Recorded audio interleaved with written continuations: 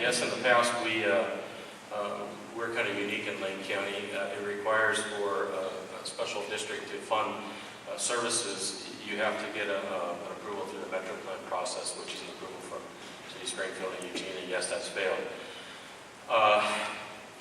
The concern that I have, and one of the models that I researched, is creating two special districts. One special district that was solely outside the city limits. That district would provide for services that benefit rural residents, such as emergency response. The second district would be a district for the entire county, which would fund services like corrections. The issue that we have with forming the district is the funding mechanism. Property taxes were capped. Right now, if we go after additional support for property taxes, we're at what we call compression, where we take money away from fire districts and library districts. So right now, creating a special district and funding it with a mechanism of property taxes is not realistic. Jose? Thank you for the question. I've spoken about this before insofar as efficiencies. There was a meeting at Tsunami Books the 14th of June. In fact, what we can learn is that there are efficiencies to be had and witnessed what has happened in terms of the cities of Springfield and Eugene in terms of conflating their fire services. So there are efficiencies. Indeed, I would suggest that the jail levy was Eugene and Springfield centric. It did nothing for the rest of Lake County. To the specific question, would I opt or would I vote for a special district? The devil is in the details. Viscerally, I would say yes. However, you have to figure out what it is that you're funding, what your resources are, from where you are taking other resources, and indeed other options. And I think that those kinds of details are actually fleshed out during the budgeting process. But the answer is yes. Joanne? In the past, the county board has tried to amend the Metro Plan in order to increase property taxes for public safety with a public safety special taxing district. Would you vote to create such a district or not? If yes, then how could you fairly distribute the new revenue and new liability? Will you keep the existing revenue in addition to the new revenue? Although voters approved the jail levy that will fund 256 beds in Lane County Jail last May, East Lane County only approved the measure by a few percent.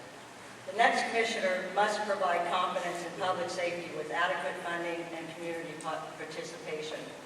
The only way I would fund a special jail district is if the county commissioners and the Lane County Sheriff start thinking outside the box to stop the current practice of catch and release by adequately funding criminal prevention, crime prevention, intervention, and alternative sentencing programs like drug court and veterans court. Kevin? I certainly agree that one of the first places you look is operational and administrative efficiencies. And as a 20-year businessman and management consultant, I'm well placed to help with that process. But the bottom line is, people of East Lake County don't have a lot of spare wealth. We're not talking about fat cats sitting on bankrolls who can respond with more taxes every time government costs go up.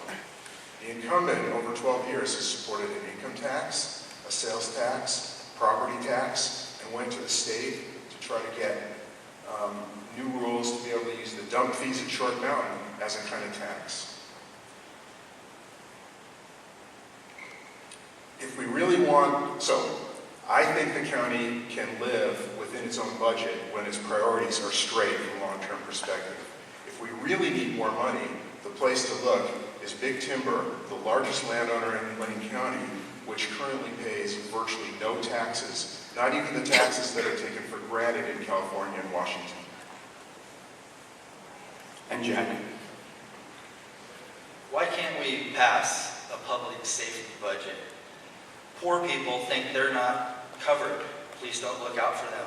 Middle income earners think they're shouldering the whole burden. Rich people, they don't care. They own the police anyway. So no one's going to vote these things in. I'm talking about totally rethinking the whole project. You look at the bottom of your tax form and there's all of these bond measures that you're paying for. You pay $500, $1,500, however much money you're paying for these bond measures. What I'm talking about is a 1% across the board income tax for anyone who makes a profit in this county. And since the Supreme Court has said corporations are an individual, they would then have to pay this 1%. I figured that just the lower and middle income people would raise $10 million a year.